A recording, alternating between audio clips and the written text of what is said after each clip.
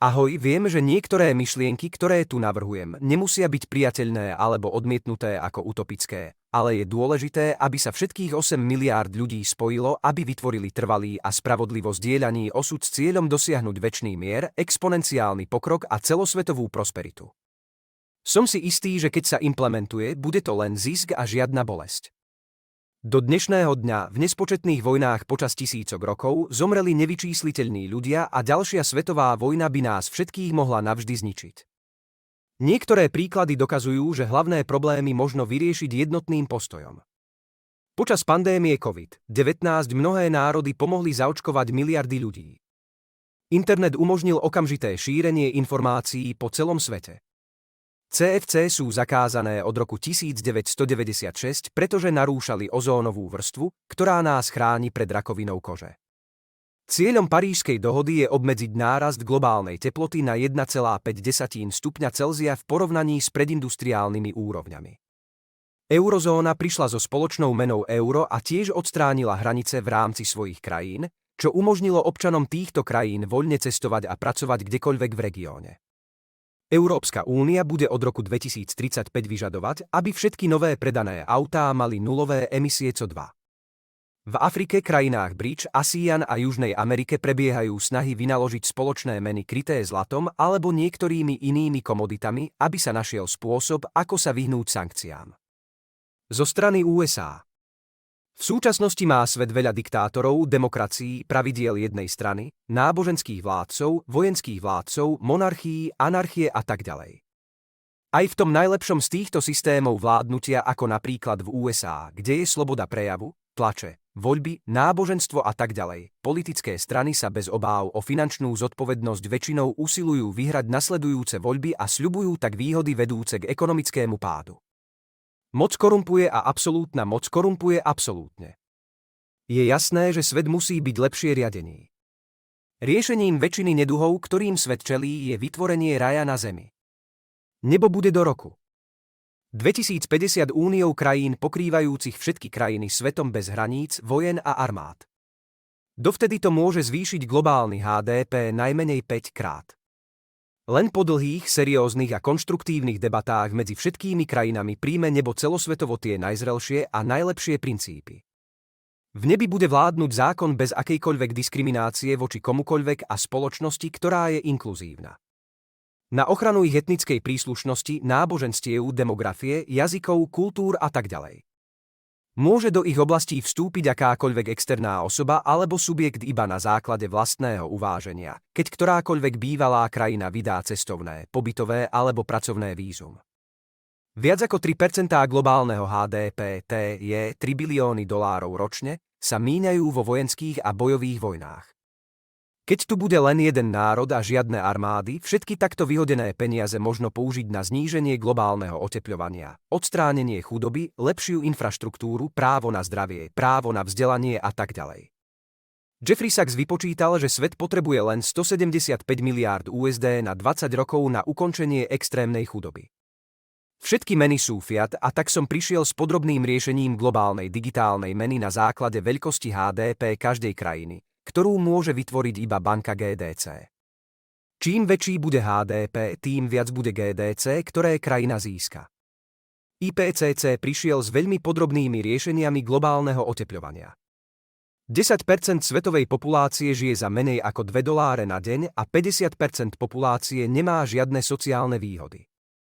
V nebi budú všetci dospelí starší ako 18 rokov do roku 2050 zarábať minimálne $5 za deň. Žiadna osoba v tomto veku nemôže pracovať. Povinné bude vzdelanie do 18 rokov. Chudobné deti a osoby staršie ako 65 rokov budú mať jedlo a zdravotnú starostlivosť zadarmo. Hrozba nezodpovednej AI bude eliminovaná. Prírodné katastrofy ako zemetrasenia, epidémie a tak ďalej budú mať globálnu rýchlu akčnú silu. Hlasovanie bude prebiehať online pomocou smartfónov so šifrovanou databázou, aby sa predišlo akýmkoľvek manipuláciám. Nebo bude mať sekulárnu demokratickú republiku, v ktorej budú všetci diskutovať o každej dôležitej otázke a potom príjmú konečné rozhodnutie volení zástupcovia, ktorí túto úlohu prevezmú byrokraciou. Všetky politické strany budú musieť dať jasný plán, koľko daní sa vyberie a ako sa bude míňať bez toho, aby došlo k nadmernému míňaniu, aby všetci voliči mohli prijímať informované rozhodnutia. Rastliny a zvieratá budú obnovené na úroveň prevládajúcu pred začiatkom priemyselnej revolúcie. Dôrazne sa budú podporovať inovácie v rôznych oblastiach, ako je kvantová výpočtová technika, poľnohospodárstvo, IT, farmácia, odstraňovanie chorôb, ako aj jadrová fúzia, ktorá neprodukuje radioaktívny odpad. Ťažba uhlia, ropy, plynu a tak ďalej. Bude zakázaná ako aj z vozidlá. Príjme najvyššie ekologické štandardy vo výrobe tovaru a likvidácii odpadu. Do roku 2050 plánuje celosvetovo dosiahnuť 100% nulových cieľov. Nebo prinesie zmeny v bankových a finančných systémoch, aby sa vyvinul robustný, odolný systém, ktorý nebude z akéhokoľvek dôvodu náchylný k poruchám a nebude podporovať zombie entity. Zdaňovanie bude založené na transakciách a bude okamžite odpočítané online. Ľudia budú povzbudzovaní, aby sa stali vegetariánmi alebo vegánmi. Občania budú môcť slobodne praktizovať akékoľvek náboženstvo, vieru, kultúru a praktiky, ktoré si želajú. Žiadni občania ani polícia si nebudú môcť ponechať zbrane, ktoré môžu zabíjať. Hoci tu nebude žiadna armáda, niektoré bývalé krajiny môžu mať aj naďalej pohraničné bezpečnostné sily s plastovými nábojmi, tasermi, slzným plynom a tak ďalej. Dane z transakcií vybrané od chudobných ľudí sa im budú pravidelne vracať. Zákony budú založené na osvedčených postupoch na celom svete a budú sa ľahko dodržiavať. Všetky občianske a trestné prípady musia mať jasne stanovené horné časové stropy pre rozsudky. Ľudia sa musia báť následkov porušovania zákonov, aby bola spoločnosť pokojná.